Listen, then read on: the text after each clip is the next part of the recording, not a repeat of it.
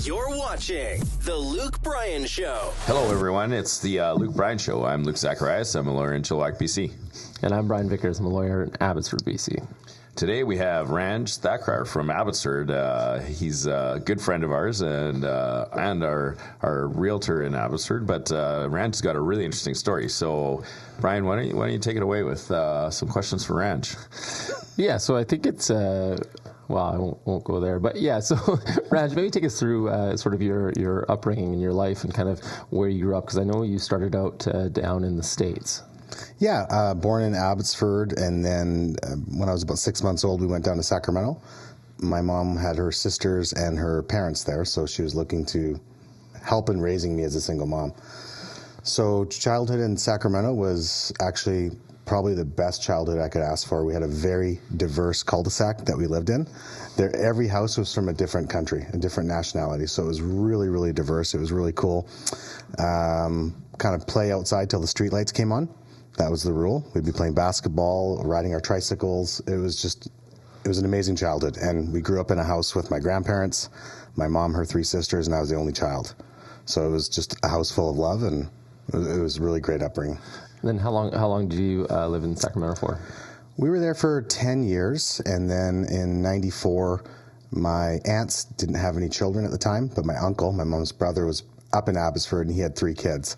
So they decided that for me to be closer to my cousins and for her to be closer to her nieces and nephews, we would come back to Abbotsford. So we did that in 1994 after taking a 3-month journey to India and Pakistan. We did a 3-month family trip, all of us, and then we relocated back to Abbotsford after that trip. So one of the things you've talked to me about before is the cultural differences between Sacramento and Abbotsford, and how that was a challenge when you came to school in Abbotsford. Why don't you tell us a bit about that? Yeah, so imagine 1994, we're playing basketball in the streets until the streetlights come on. We're listening to, Dr. Dre's album had just come out in 1993. Chronic. The Chronic, that's right. Actually, December of 1992. Yeah. So, we're listening to some, early gangster rap, and it was, different fashion style, different sports, different music. And then when we came up to Canada, everyone was skateboarding and listening to Green Day. Yeah. And I had never heard of Green Day. And in East Abbotsford at that time was nowhere close to as diverse as Sacramento was. So that was a culture change too. There was a lot of people that I grew up with from the Philippines, El Salvador, Mexico, and they were nowhere to be seen in East Abbotsford in 1994. So that was a bit of a culture shock too. Mm-hmm. Yeah. And I'm sure for the people, my friends that I made there, it was a culture shock. To accept you. To accept me, because they had no idea who Dr. Dre or Warren G was, and they didn't, they weren't playing basketball, they were skateboarding and hacky sacking. So it was just a totally different demographic, and culture shock on both sides, I'm sure. Yeah. How'd you find the integration, learning the sort of new cultures and switching over? I mean, how do you manage that and navigate through that? It was tough. It was tough as a young kid. When you're 10 years old, you're trying to fit in. You want people to like you. You're eager to make friends. And I think it was, I remember it being hard. I think I was the only visible minority in Sandy Hill at that time. And in high school, I would think I was one of 6 out of a school of, almost 1,000 people. So it was a bit of a tough integration, but it was fun. I made some, I'm still friends with a handful of guys that I went to elementary school that I met the first year in 1994. We've still been friends for 30 years. We're very close. Yeah. Right on. Yeah. And from Sandy Hill, where did you go to your high school? Yeah, Robert Bateman. Robert Bateman was a great school. They had a good rugby team, good sports teams. It was a school that was a bit newer. It was built in the 90s, so it was a very nice facility, walking distance from where we were living at the time, and it was great. And then your wife, actually, I went to school with your wife. So how did you kind of go into, how did you guys meet? Our story is actually very boring. We just met through mutual friends. I like to tell some tall tales that spice it up a little bit, but I don't think I'll tell that here. We just met through friends. She was at Abbey. I was at Bateman. We had some mutual friends. Back in that day, there was a lot of crossing over of schools of friendship. So we had a lot of friends from Yale Secondary School, had some really good friends from Mowat, and then, of course, we met some friends from Abbey. Was that through sports primarily, or? It was through sports. It was through people dating. One of our good friends, Jen, was dating a gentleman from Yale Secondary, and then that introduced us to a whole group of friends that we've been friends with for 25 years after that as well. Now, did you work through high school as well, or? I did. When I was 16, my mom, single mom, said, "I'm not doing your laundry anymore. You don't have an allowance. You don't have a cell phone, and if you want a car, you need to save up and buy one." So when I was 16, actually my first job when I was 11 years old was driving forklift on my uncle's farm. But my first real job outside of the family would have been when I was 16. We worked at the keg. What did you do at the keg? Started as a dishwasher. Actually, when I applied for the job at the keg, this is one of my favorite stories, is I had applied at McDonald's because all my aunts had worked at McDonald's, and they said that's a great place to start your professional career. So I remember doing a second interview at McDonald's, and I had done my second interview at the keg, and McDonald's came back to me, I think it was like a Wednesday, and said, unfortunately, you're not McDonald's material. We're not looking for you right now. Yeah. And then I was devastated, and literally within 48 hours, the keg came back and said, "We'd love to have you on the team." You're exactly who we're looking for. So that was a little bit confusing, but it was a great opportunity, and started in the dish pit. I was a dishwasher. My wife started in the dish pit at the keg as well, yeah. Oh, what years? Oh, I don't know. I would have been probably 2000, something like that. 2000, 2001, something like that. Yeah, I was in and around that same time too. Yeah, so one thing we talk about sort of a lot, or something that comes up a lot, is just sort of how life sort of gives you lemons and you kind of make lemonade, and so it's like we had a guest on earlier that talked about sort of the resilience and building sort of cookies from experiences and putting them into a jar, and sort of just that difficulty that life throws at you and how you manage that, and then how that sets you up for future challenges and things that go on. I mean, can you think of any examples through your sort of your adolescence that sort of set you up? I mean, obviously you're a successful business person now, and we'll talk about that in a bit, but things in sort of your adolescence that sort of set you up for the challenges that life has. That's a good question. I think, as I mentioned, I grew up in a house full of love, so I didn't feel like I was without anything. It wasn't until I was a little bit later when my buddies were, "Hey, let's go camping, let's go fishing," and I didn't have any of those life skills yet because a single mom wasn't able to take me hunting or fishing or camping.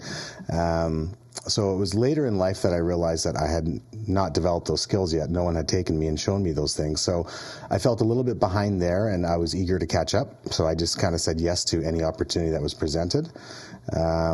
Another thing I can think of. So do you have quite a hunting and fishing prowess, or? Zero. I'm probably the worst fisherman at the table. We've been fishing. You know how to bait and set a line for sure. I caught a halibut once, and that was the one that Brian handed over from his boat to my boat. Whoa. We're not allowed to talk about that. No, that's not what happened. That's the one halibut I caught. Because you pulled it up and fished it into my boat. I just how about camping? Are you good at camping? I'm not good at camping. My kids camped at my cousin's place a few weeks ago, and there was a little gust of wind, and the tent that we had set up had just completely crumbled, and we had to go and rescue the kids from the tent. So no, I'm not great at camping. But how about life skills that you learned as like in the workforce? So you were at the keg and the dish pit, starting at the bottom. Like, what kind of things did you learn and that have helped you now in your life? Yeah, big time. I think humble beginnings from working in the keg and the dish pit. I remember I took a stint at my uncle's transmission shop, and he was a very successful entrepreneur here in Abbotsford for a number of years. Owned a transmission shop, did very well. And my mother had said, can you give him some work experience? And so I had spent a summer there, and the first thing he gave me was a bucket, a mop, gloves, and a sponge, and he said, "You're going to clean the public washroom, and you're going to clean the mechanics washroom." And I said, "But I'm your nephew. Like I want to roll around in your 7 Series Beamer on appointments. Like that's what I thought we were doing." Yeah. No.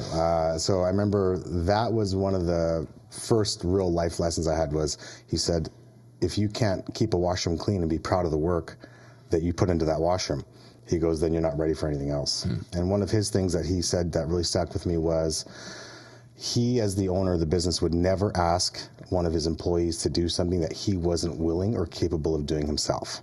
So he, as the owner, would often, if the washroom was not clean, he wouldn't direct one of his guys to do it. He would go in and do it himself. You know, so that kind of work ethic was instilled in me by family from a young age. And leadership, too. And leadership. I thought that was a really good thing, a really good lesson that I took into my leadership of our real estate team. My partner and I, we try to lead by example and also not, you know, put any of our team in a situation where we wouldn't be able to navigate ourselves or without our support. So that was a good lesson. My grandfather also taught me. My grandfather's 93, born in India, and his legs are as white as your shirts, and they're hairless. And the reason being was because, you know, traditional men from India didn't wear shorts back in the days. And through his decades of farming, he spent a lot of time like in the dirt on his hands and knees, planting, pruning, things like that. So his legs had never seen sun and actually wore all the hair off his legs too. Mm-hmm. So, you know, seeing that and understanding why his legs look like that was also a real lesson for me as well in terms of hard work and dedication. And my grandpa actually endured probably the first major hardship in our family. He had a number of farms in Yuba City, which is a community north of Sacramento in California, and the river flooded, and he didn't have insurance because he was in the floodplain, and he lost everything. This was in the early 80s, I believe, and he actually spent a number of years borrowing money from family and got very entrepreneurial, and he started selling lentils that he grew in Sacramento, or Yuba City rather, all throughout the western part of North America, from California all the way up to Prince George. Wow. He would take road trips weekly from California and deliver in a big van. He would deliver these lentils that were, in our culture, we eat dal, which is like a lentil soup. So all the Indo-Canadians in the area weren't able to get lentils in Canada. So he became the first kind of importer of lentils. And he did that, and he paid everybody back with interest. And so I would say that was another, you know, in terms of hard work, dedication, sticking it through was another great lesson from my grandfather. And then take me through sort of your careers after that, because I mean, you start out in the dish pit after the heartbreak of not being able to work at McDonald's. Where does your career go from there? I think I've counted 16 jobs that I've had. I won't name them all, but you know, various labor jobs from Edenville restorations to driving truck and selling cell phones. So we did a number of sales jobs. I did 2 jobs that I only lasted 1 day. That was rebar. I went to a rebar yard as a yard boy, and after the first day, my shoulder and my thumb were just completely chewed up, raw and bleeding, and so I said, don't pay me, I'm not coming back. Thank you for the opportunity. And then the other one was turkey catching. I tried turkey catching one day, and that's... Luke was a chicken catcher. Yeah, were you? I did it for 3 years. For 3 years? Oh, I think I did it for one evening. Okay. Yours were turkeys, though. They're like 10 times the size of chickens. Yeah, it's way harder. Way harder. Way harder. Yeah. You should have started out on chicken catching, got the technique down, moved up to the big boys. Oh, my gosh. 3 years, that's dedication. Yeah, that's a tough gig. Yeah, that's definitely. Yeah. No, I did a number of things. Probably right before real estate, I was working at Levitt Machinery, and they had a really good sales training program. They would hire a lot of their students out of BCIT and put them through their kind of in-house university. And I was able to, because of my time in the States and I understood the American culture, they put me on the American sales team. But it was a remote job, so I'd get up at 4:30 in the morning. I'd be in the office at 6 a.m., and that's 9 a.m. East Coast time, and my customers were all in the East Coast USA. And it was really nice because, you know, having grown up in Sacramento for 10 years, I kind of had an understanding of the culture, and I was able to really connect with the customers in the States. When did you realize that sales was what your passion was or what you loved doing? When did that kind of become apparent to you? Good question. Probably when it would have been 2002. It would have been 2002. I started a job at a company called First Funds, and we were selling credit card processing terminals to American merchants, and we would also lend on their credit card sales, so we would do cash advances for their business. And so it was just, you know, it was quite a high rate. I think it was like 30-something% was the annual percentage of the loan, essentially. So we had to build a rapport enough for someone to entrust us with their credit card processing and then also lend the money at a really high interest rate as a short-term loan. So to speak to a business person who might be going through a hard time and needed a little bit of a cash injection and to build that rapport remotely over the phone, same kind of thing that I did at Levitt Machinery, where we'd be selling $500,000 pieces of equipment over the phone to a customer who we'd never met. So I really enjoyed that kind of establishing rapport with people. You could probably date that back to the keg. You could probably date that back to the farm. You know, when we were unloading trucks, the growers would come in with the berries, and we would small talk with them. We would chat with them, make them feel comfortable, let them know we appreciated their business, gently, safely unload their cargo, put it on the scale. So I think just that human interaction was really, it spoke to me. I really enjoyed it. Yeah. One of the jobs you talked about, and I think this is a story of yours that I like, and I think it gives a lot of sort of credence to where you are now. But I think we learn a lot from we talked a little bit about learning a lot from difficult times, and I understand driving the truck was sort of one of your first forays into sort of the business venture and those kind of things. And I know that didn't work out, but you've obviously rebounded and learned a lot from that. Maybe you can take me through a bit of that. Yeah, I was at the credit union. I had applied for here in Chilliwack, actually. Lakakakwe. I was at the Envision branch in Sardis there. Was passed up for promotion for not the right reasons. The candidate who got the position was underqualified and underexperienced. So anyways, it prompted me to shift gears, and I was looking for something to do. And long story short, I ended up as an owner-operator of a car hauling truck. And car hauling is one of the hardest trucking jobs because you have to load each one of those cars, get underneath it, secure it. It's kind of a Tetris game of weight and height, and so it wasn't the easiest trucking venture to start with. But I was a good driver. I was not a good mechanic. So after about 18 months, a lot of downtime in the truck. I had bought an older truck for a reasonable price. Was not able to keep it on the road a lot of mechanical failure, which resulted in downtime and big bills. And then the U.S. dollar dropped, and people stopped shipping cars back and forth from Alberta, and everyone started buying stateside, and our company didn't have a contract with the States. And when the dollar was par, everyone was buying cars stateside, so we started coming back empty. And then, of course, when the dollar dropped, our truck values decreased as well. So long story short, in about 18 months, I'd lost about $150,000, and I was 22 at the time. That was a tough lesson. So had to decide to continue to borrow money from family to pay the bills or to declare bankruptcy, and a family member stepped up and said, "We don't want you to declare bankruptcy. I'm going to pay off all your debt and you can pay me back." So sounds similar to your grandpa's story. Yeah, very similar. And so I spent the next 10 years until I was 32 paying back my uncle who had lent me the money. And so I had a mortgage payment at 22 of $1,200 a month and nothing to show for it other than tremendous life experience. Which is a lot to show, I think, in a lot of sense. Yeah, and it really taught me moving forward in any other ventures I went into. I really analyzed the venture and took a close look at it, understood where my strengths and weaknesses would lie versus being 22 years old and throwing on a hat and saying, "Let's go." Full of piss and vinegar. I remember when RBC, I asked them for the truck loan. I walked in there and they said, "Do you have a business plan?" And I was asking for a $100,000 truck loan. And they said, "Do you have a business plan?" I said, "No." "What's the business plan?" They said, "Well, you just go to Microsoft Word, get a template, and fill it in." Yeah. So I returned 24 hours later with the Microsoft Word template of my business plan, and they said, "Great, approved, and would you like a new pickup to go with it?" Right. And I said, "Sure." So they gave me a brand new F-150. Yeah. It was interesting. It was interesting. Yeah. It's like when I went to law school, I went to RBC. I needed a loan, and I remember going in with in flip flops and a short and shades on and whatever, and they were like, "Approved, $75,000." I was like, "This is ridiculous." You're going to be a lawyer. We'll get this money back. That's right. Well, I wasn't. No, I was just going to law school. It was just I wasn't. No guarantees I get through. But when you're going to law school, they're investing in you for a long-term relationship. Yes. Here I was a kid with no experience buying a truck. Then I just got my trucking license, my class 1, and they were just giving out loans like candy, and I couldn't believe it. Yeah. So what brought you to real estate? Real estate, I remember my mom was buying her first house in the late 90s, early 2000s. The realtor that we had, her name was Susan Peltzer. She's now since retired.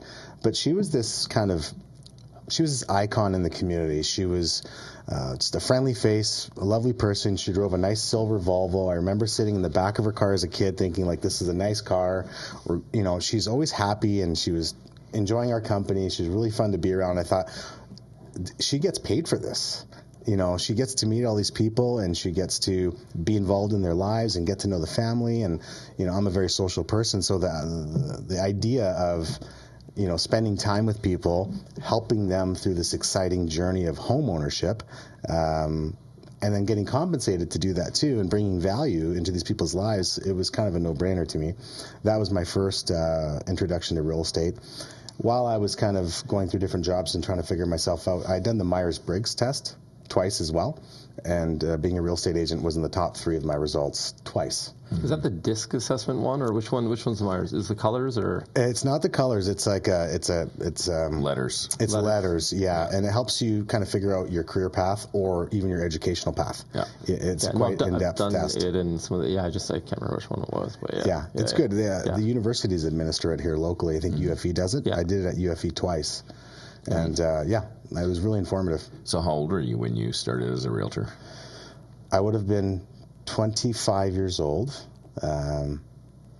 And, you know, that's actually goes against you as a realtor because you're too young. Yeah. I remember living at home in my mom's basement, and I was driving a rusted out 1994 Ford Explorer and, you know, pulling up to appointments with a big rust, you know, part on top of the wheel well and, you know, scraping through whatever clothes I could afford from Moore's. And, you know, it was a very humbling start.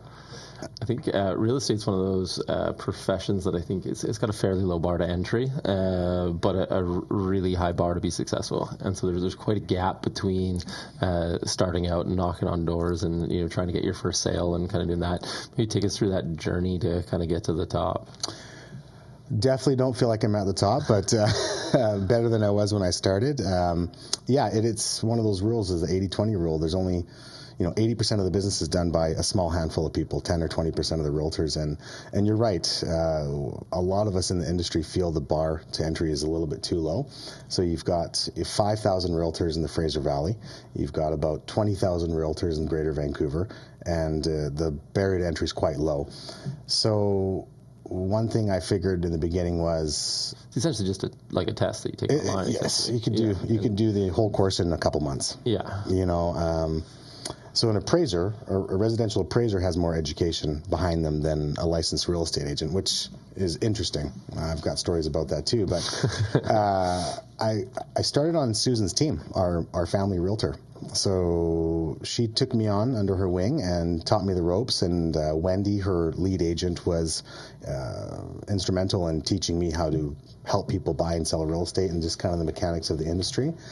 I did a lot of mentorships. I worked with another agent who's 30, 40 years in the business. I worked with him for all of 2012, studied under him. And then personally, from 2016 to 2023, I had a real estate coach, one of the top guys in the industry in the States. I coached with him weekly. And so I was a student. I just made myself a student and learned from those who had done it for the last few decades successfully. And I just started to apply what they were teaching me and what they're coaching me and mentoring me to do. And it all kind of fell into place through, 15 years and a lot of hard work and some trial and error. And what were some of those lessons? Like, were they sort of broad lessons to do with the industry, or were they sort of more business lessons, or like sort of mental sort of strength, to kind of keep pushing through the failures? Because I imagine there's a lot of failures in real estate. I mean, you knock on a door and somebody says no, and you kind of keep moving down, right?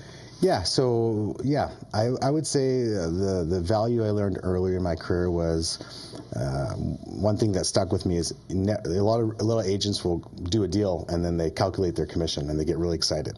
And so one thing I was taught early in the career is never calculate your commission. Always focus on the deal, focus on the client and the outcome. Okay, the compensation will follow. So I always led with that. I never, ever calculated the commission. Didn't care how much money I would or wouldn't make on the deal. That was one of the early lessons that I thought was really helpful in my career. Always putting the client first. And my career was actually a lot of fun, and I don't think I would have traded it starting at 25 because for the first 5 years, it was me helping my friends buy real estate. invest in real estate, telling them that this is a good thing to do. So at 26, I had bought my first house with my then girlfriend, at the time who turned out to be my wife. We invested in real estate as fast as we could. We actually bought a rental property within a couple of years of that too. So I was fully invested in real estate. I loved it. I thought it was an amazing tool to, build wealth. And to be able to share that and kind of showcase that to people in their 20s who are my age coming up was great. So a lot of our friends have bought and owned real estate since they were 25, same as I did. So that was very rewarding. And then later, I think the coaching was to help me build the team. I realized that as a solo agent, I could only do so much. I can only wear so many hats, and there's so many hours in the day. And if I wanted to continue to deliver value to our customers, I definitely needed some help. And so in 2016, I took on a coach who specialized in real estate teams. He coached Ben Kinney, who's the #1 agent in North America. He's based out of Bellingham, Washington, actually, and now he's across the United States. They do, I think, 1,800 sales a year through his brokerage, which is quite a lot for a small group.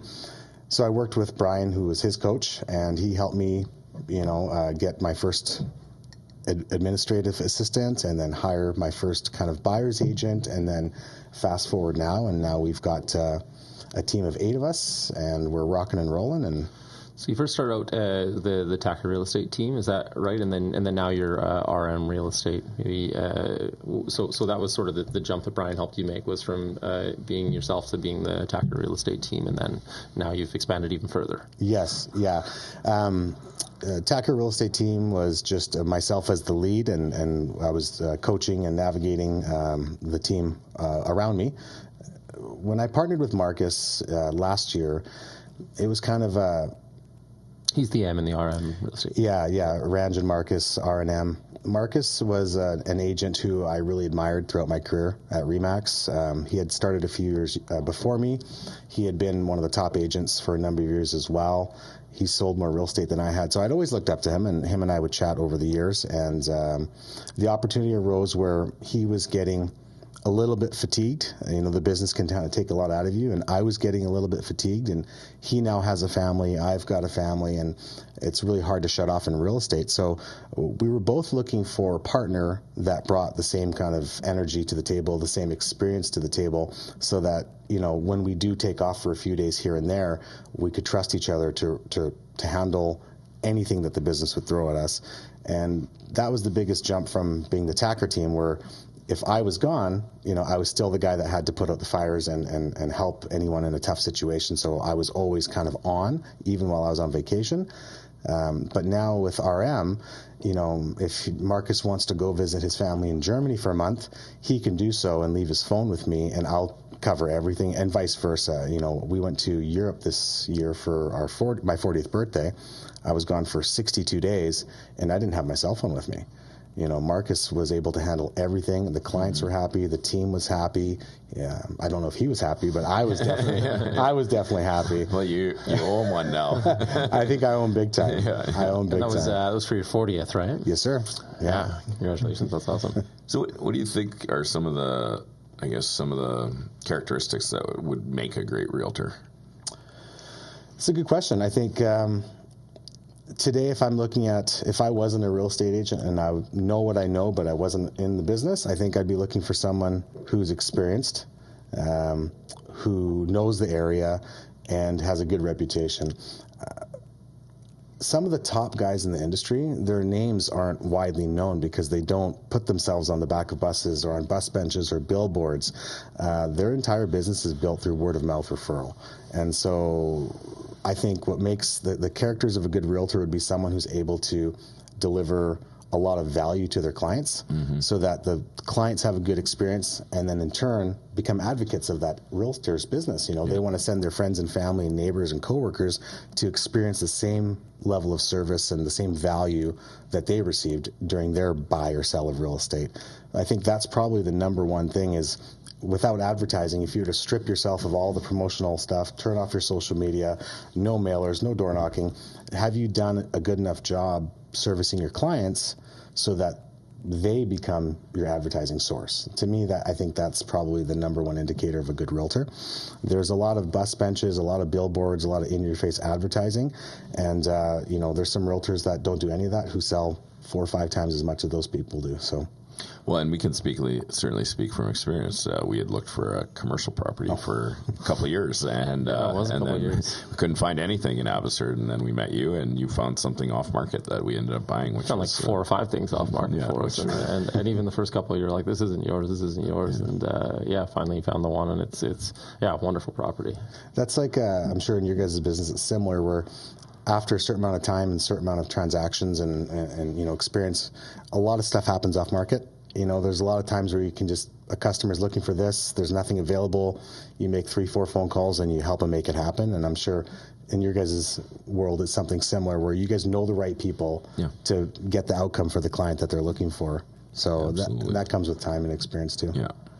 Interesting when you talked about characteristics of a realtor that you think sort of the outside should look for. I wonder if, in your experience, you've worked with tons of realtors now, both for and now with you, and then over the years, I'm sure realtors on other sides and stuff. I mean, what characteristics would you look for in a realtor, like if you were to hire them or bring them on? I guess I'm trying to see if there's any sort of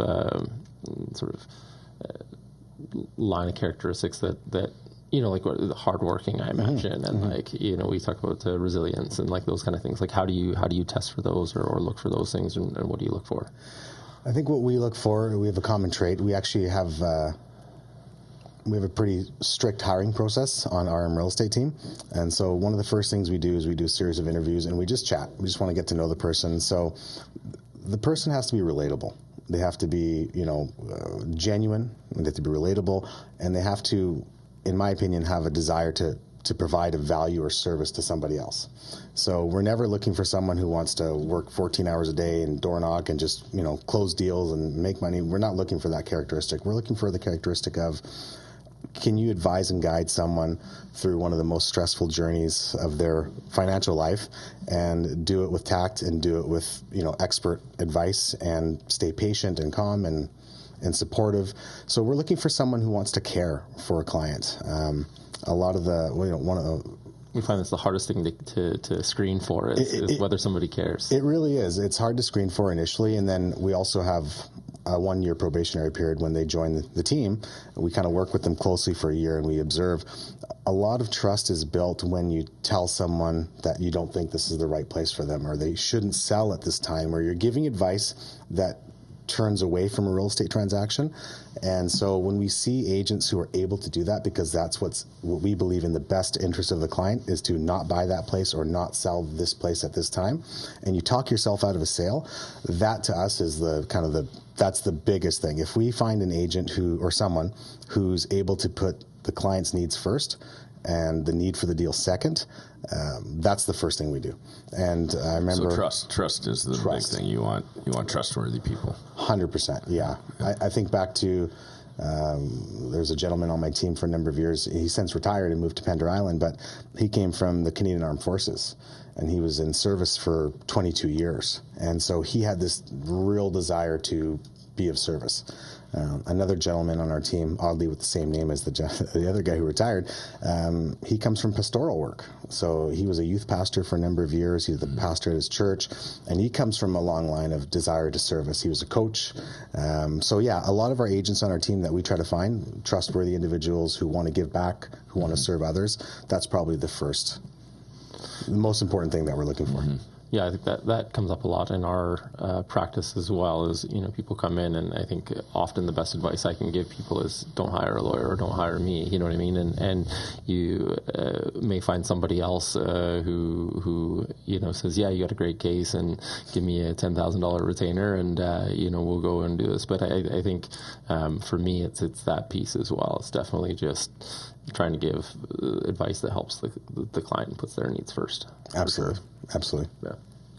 So let's actually talk about the market. The market in the Fraser Valley has been, I've grown up here whole life pretty much in Chilliwack, and seen just massive expansion in Chilliwack and Abbotsford really over that period of time. And so tell us kind of what you've observed, and then where you see it going as we move forward. You talk about expert advice. You actually have been an expert in one of my cases on the market. So this is actually quite an interesting area I found anyways, just sort of what the market's done over the last 10 to 15 years and kind of what the trajectories are and whether you can predict that based on other markets and those kind of things.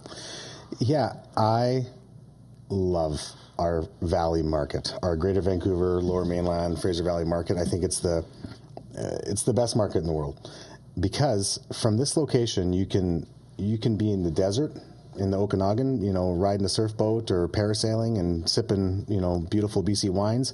You can go up to Whistler and have skiing. You can go to the ocean. You can go crabbing and fishing. You can do all that within a few hours. So, I feel like since Vancouver was on the radar since Expo 86, I believe, the whole world's kind of wanting to live in Vancouver. It's a beautiful spot. And the landscape of our area is such that there's not endless amounts of land. So 70% of the Fraser Valley is protected under the Agricultural Land Reserve for farming. And then you've got topography issues on the rugged mountains. And then you've got issues around the Fraser River and the Pacific Ocean. And then we've got our friendly Americans down to the south.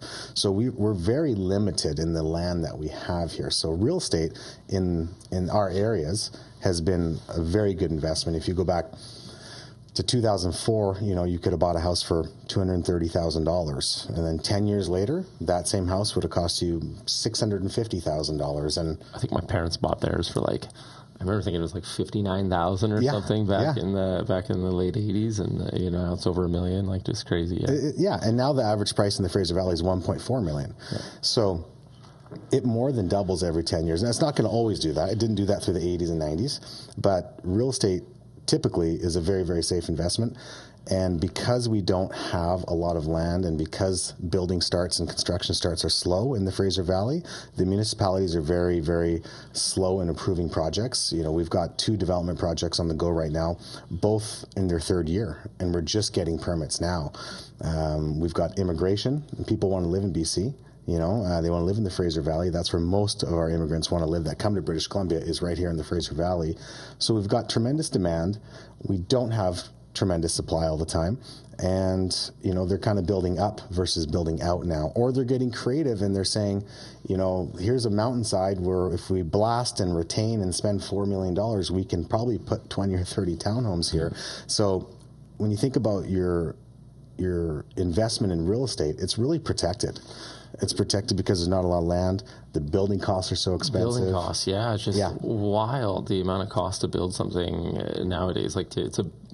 Just the construction costs and labor, materials have doubled in the last however long. Absolutely. Yeah. And the cities are really good about protecting the end user. So, retaining strategies, geological, environmental sensitive strategies. They're all in place to protect, A, the environment, and B, the consumer who's going to end up in that product. But from the market, for me, I just feel like it's such a safe investment vehicle, and I feel everyone that I know who has done tremendously well financially, they do have an aspect of real estate portfolio in their success path, and so it's exciting. It's exciting to be a part of that and to live where we live. So you've talked about the past. Where do you see things going as we move forward in real estate in the Fraser Valley or the region? Yeah, I think I've been saying this for about 5 years now. I think most people have to get comfortable in a nice townhouse. Yeah. Okay. Yeah. I think land, because they're not making any more of it and it's getting so darn expensive that it's going to become out of reach for a lot of people. If you're able to buy land, then please buy land. And if you're not, I think a townhouse is a great option. You can get townhomes that have double car garages, double car driveways, small backyards. There's no maintenance required in a townhouse. The strata takes care of it. So I think moving forward, you're going to see a lot of strata projects. And we're building more condos than we ever have before. And even townhomes aren't keeping up with the pace of condos. So for those who need housing, I think a condo is a great option. For those who can take that leap into a townhouse, I think it's a really, really great idea. And then, of course, if you're able to and can save and can get to that point, whether it's through help or financial stewardship to get into a piece of land, I think that's definitely the way to go. They're not making any more of it. Yeah. The Agricultural Land Reserve is not keen on releasing land for industrial or residential purposes. They want to make sure that we're farming where we can farm. I've seen them move some industrial over to residential, but moving agriculture over or out of the ag has been pretty much a no-go, right? Very challenging.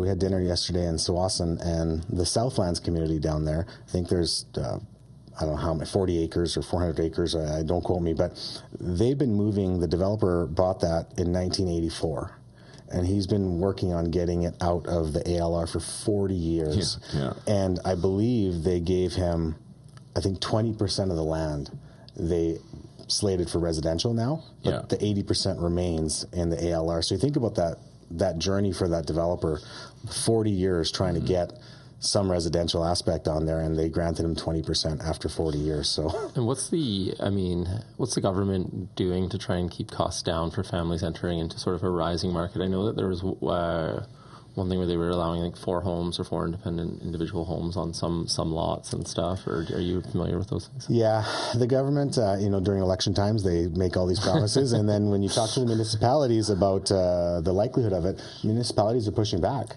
Yeah. They don't have the servicing, the in-ground services to accommodate everyone going to a fourplex. We don't have the transit. We don't have the infrastructure. We don't have the schools. We don't have garbage.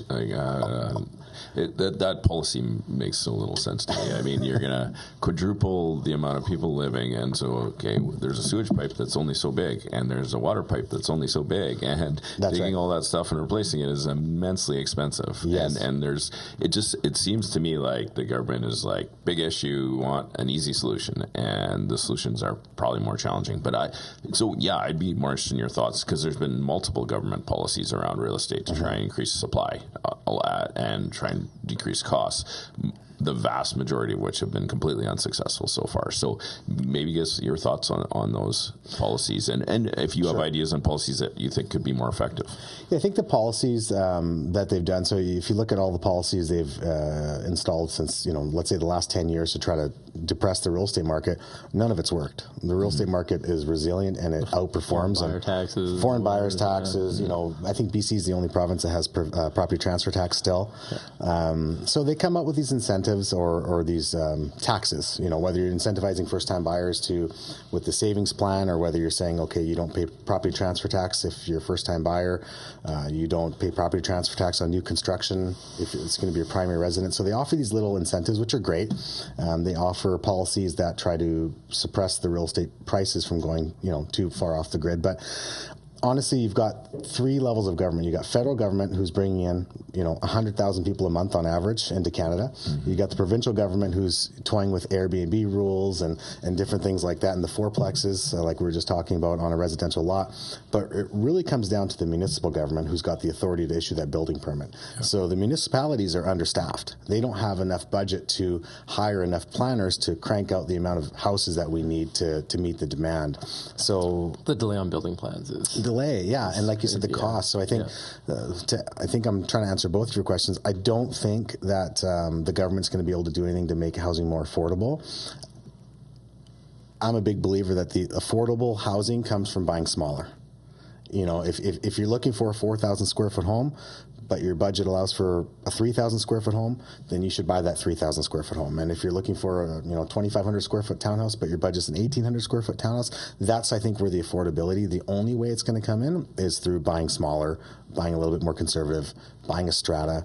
Those are the ways that people are going to be able to make it affordable. And it's really, how I see it, and I agree, is it's an adjustment of people's expectations. Yes. Because it was only like 20 years ago I moved back to Chilliwack from going to law school in Vancouver, and I bought a brand new house for $317,000, brand new house. And like now in Chilliwack, that house is $1 million, and wages have not gone up commensurately at all for people to afford that. And really, it's people's adjusting expectations around kind of what a starter home looks like, or what a condo looks like, as opposed to a detached home to start. And it doesn't mean you can't build equity over time, though, and flip to a townhouse, flip to a house, and it just takes more time.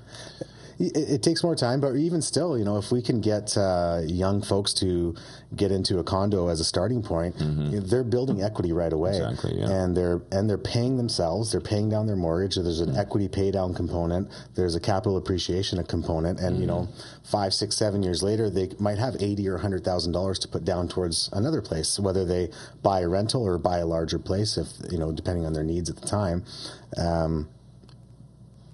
I'm trying to think of, you had asked about the policies. Did I answer both of your questions? Yeah, I think so. Yeah. One of the policies, and this is particularly, I guess, discouraging to me, this is even being considered by the Trudeau government, is capital gains on your personal residence, which to me is really, a big part of what I see as a Canadian dream is most people, the biggest investment they have is their home, and that's their retirement fund. And they retire and then they downsize and they take that equity to live the rest of their lives. And if you're going to take that away, I just see that really as an enormous attack on the middle class. But I'd be interested in your thoughts on that. From what I understand it, they're proposing a 2-year window. So I believe if you buy a principal residence and you sell in the first year, you get capital gains. And then there's a sliding scale of capital gains from the 12th month to the 24th month. And then after 24 months, I believe that's the present policy, but there's been talk about bringing in full capital gains no matter when you sell it. And that has not been implemented, but it has been brought up. Discussed. And retroactively, it's crazy. It's scary. There's a lot of government policies that are very scary. I don't think anyone's a fan of that. No. I don't know who would be a fan of that. It's trying to tread carefully with politics, but I think it's a horrible policy. It's an absolute horrible policy. That was very careful. Yeah. That was really careful. Well, I concur. Even they're trying to do this flipping tax and all these things. What happens is you've got a developer who wants to build 100 condos, he or she. And in order to build those 100 condos, the bank says you need to sell 60 of those condos with deposits before we're going to give you the construction of that loan. Historically, investors come in and they say, okay, we'll help to get this project started. Here's a deposit. We'll buy one of these condos. And they'll either hold it as a rental for a few years or they'll flip it later. But investors are the ones that get these projects off the ground. Now, a lot of investors aren't willing to invest because it's not financially motivating to do so with these policies. So the developers are going to have a hard time with pre-sales, and we're seeing that right now too. So you're seeing a lot of incentives being offered up to buyers to try to get them to buy and invest because the government policy is making it less attractive for investors to get these projects off the ground. Right, and this is where government steps in and tries to create a solution and actually makes it worse because then you get less development and you have less supply, and now the prices actually go up more. Big time. Big time. Yeah. Okay, enough ranting about government policies. Although fascinating for quite some time. If you had a municipality that took a common sense approach and could issue a building permit inside of 12 months and had reasonable development costs, there would be a small chance of having a community where you could have affordable housing. There would be a chance. You could increase the supply. Yes, you could increase the supply. So, in Abbotsford, we waited 18 months for a tree cutting permit to cut down some dead trees. Yeah. So talk about, stall and delay and then, a lot of projects are incurring financing costs all that time too. And all that gets passed down to the end user. Yeah. Right. So we want affordable housing. The realtors want affordable housing. Everyone wants affordable housing, but I don't see the government doing a whole lot to bring forth affordable housing. Yeah, and so the solution, as you say, is think smaller. Think smaller, be a little bit more conservative, and then, buy real estate soon. Buy real estate as soon as you can, because in my career, I've never heard anybody say, I wish I hadn't bought that house 20 years ago. Right? Yeah. The only complaints in real estate is I shouldn't have sold that property when I did, and I should have bought that property sooner. Right. Those are the only two complaints in real estate. Yeah. No one's upset for holding real estate and for a long period of time. So that's one thing I've learned is if you can buy and hold, you hold it. And if you don't have to sell it, don't sell it. And if you're able to buy more, buy more. Oprah Winfrey says, real estate's one of her favorite investments because you can't live in a stock or a bond or a GIC, right? Like it's yeah. Spoke like a true realtor. I like it right now. Always. Well, I don't, I don't have any other questions. Yeah. This has been a great interview, Ranch, and really interested to hear about your life and your business. Thanks for having me. Yeah, I appreciate fantastic. it. Yeah, no, it's interesting stuff. I think the real estate market is quite fascinating. I think a lot of people are interested in knowing kind of where it's going and how we deal with it, and then also thanks for sharing some of your story about how you became such a real estate tycoon. Cheers. Thank you. All right. All right. That's tough, eh? Is it? That's hard work, you guys. What? You guys do that.